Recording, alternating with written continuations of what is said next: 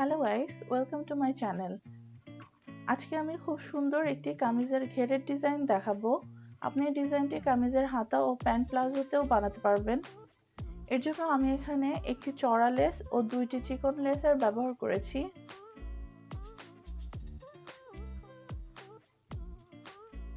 এবং নিচে ট্রায়াঙ্গেল ডিজাইনের জন্য আমি এখানে ফিউজিং পেপার সেট করেছি। দেখে দিচ্ছি কিভাবে করেছি। প্রথমে নিচের ঘেরের লম্বা অনুযায়ী একটি টুকরা নিয়েছি, যেটি 4.5 ইঞ্চি চওড়া।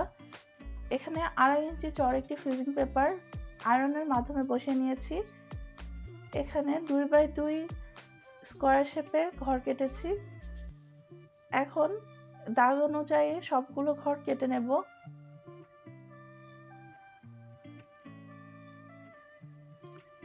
এখন প্রত্যেকটি ঘরকে ডাবল ভাঁজ করে ত্রিভুজ তৈরি করব।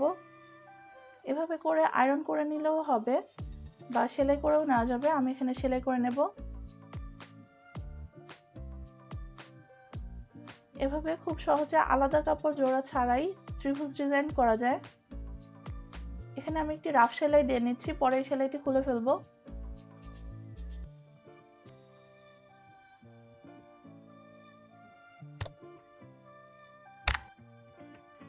প্রত্যেকটি টুকরাকে আমি ডাবল ভাঁজ করে ত্রিভুজ বানাচ্ছি। একইভাবে পুরোটা করে নেব। করা হয়ে গেলে চওড়া যে লেসটি নিয়েছি নিচের ডিজাইনের জন্য, সেটার উপরে এটি বসাবো। এভাবে করে সেট করে নিতে হবে। এখন পিছন পাশে একটি জয়েন্টের সেলাই দেব।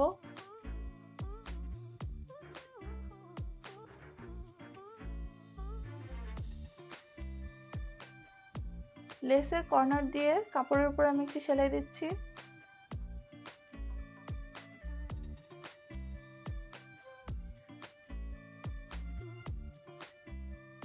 লেসের সাথে কাপড়টি জয়েন্ট হয়ে গিয়েছে। এখন ট্রায়াঙ্গেল বা ত্রিভুজ শেপগুলোকে চাপ সেলাই দিয়ে দিয়ে বসিয়ে দেব। চাপ সেলাই দিয়ে বসিয়ে দিলে কাপড়টি ওয়াশ করার পরেও আর এগুলো কুঁচকে যাবে না।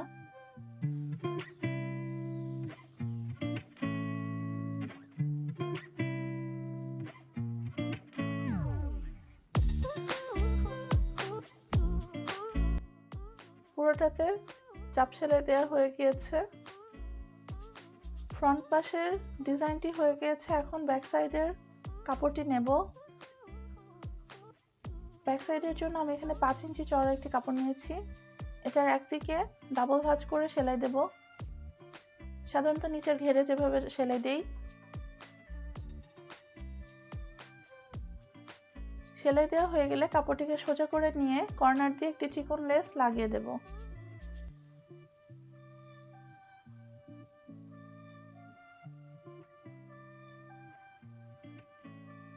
পিছন পাশের নিচের লেসের কাজ হয়ে গিয়েছে।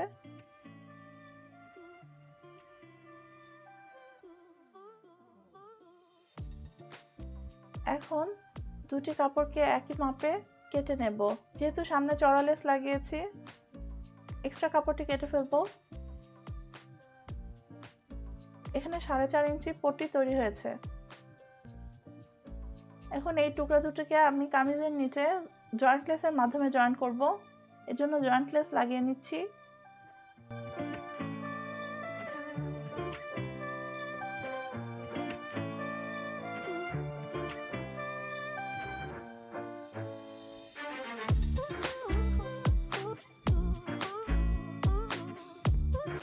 সামনে পিছন দুই পাশে জয়েন্ট লেস লাগিয়ে নিয়ে উপর দিয়ে চাপ সেলাই দেব।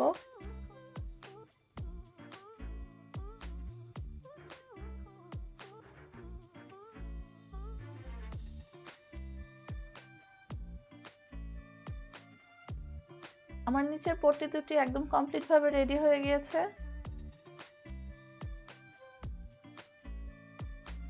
কামিজটি আমি লম্বায় কাটার সময় 4.5 ইঞ্চি কম কেটেছি, যেহেতু আমি নিচের পট্টিগুলোকে 4.5 ইঞ্চি তৈরি করেছি।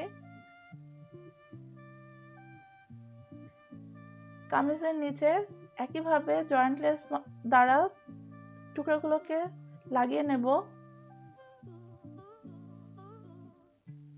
উপর দিয়ে চাপ সেলাই দিচ্ছি।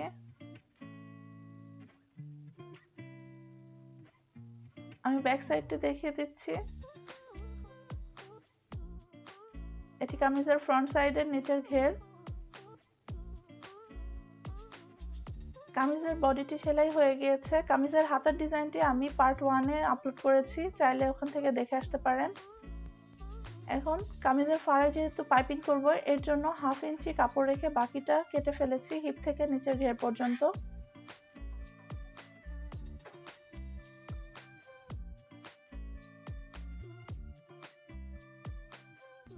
পাইপিং এর জন্য আমি এখানে সালোয়ারের সাথে ম্যাচিং কাপড় নিয়েছি।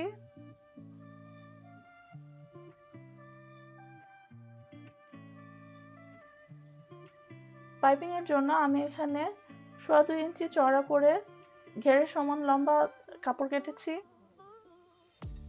2.5 ইঞ্চি কাপড়টিকে প্রথমে মাথা মুড়িয়ে ডাবল ভাঁজ করে নেব। ডাবল ভাঁজ করে নেওয়া হয়ে গেলে কামিজের সাইড দিয়ে বা ফাড়া দিয়ে বসানো শুরু করব।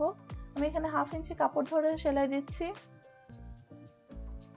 কামিজের সোজা পাশে কাপড়টি বসিয়ে জোড়া দিতে হবে। একদিকের ফাড়া লাগানো হয়ে গেলে এক্সট্রা কাপড় কেটে ফেলছি। এখন কাপড়টিকে ঘুরিয়ে নিয়ে আরেক সাইডে বসিয়ে নেব। একইভাবে বসাতে হবে।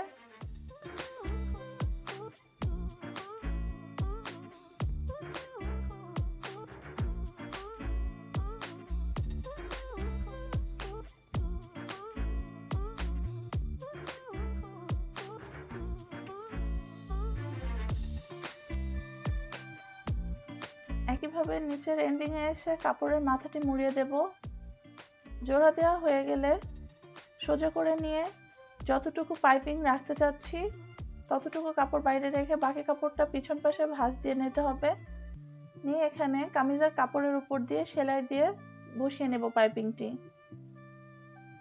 যেহেতু কামিজের নিচে লেস দিয়ে ডিজাইন করেছি, তাই আমি পাইপিং এর ডিজাইনটি কামিজের 4 ফাড়ায় করেছি।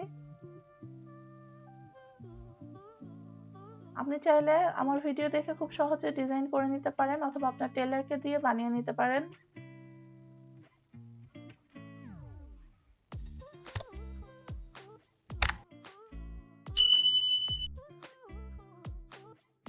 পাইপিং হয়ে গিয়েছে। উল্টা পাশে এখানে হেম দিয়ে আটকানো যাবে বা চাপ সেলাই করা যাবে। আমি এখানে চাপ সেলাই দিয়ে আটকে দেব মেশিনে।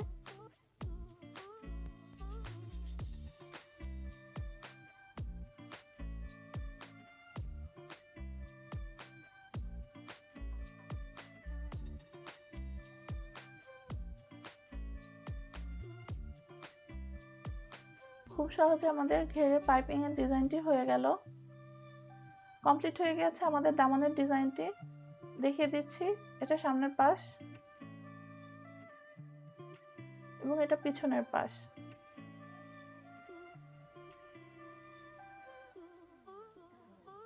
এখন আমি পুরো কামিজের ডিজাইনটি দেখিয়ে দিচ্ছি। হাতা এবং গলার ডিজাইনেরও ভিডিও আপলোড করা আছে, লিংকটি আই বাটনে দেয়া থাকবে। আমি কমপ্লিট কামিজটি দেখিয়ে দিচ্ছি।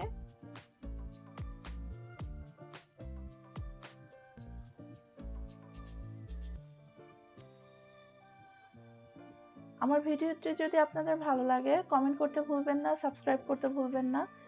সাবস্ক্রাইব করে আমার পাশে থাকবেন। Thank you for watching.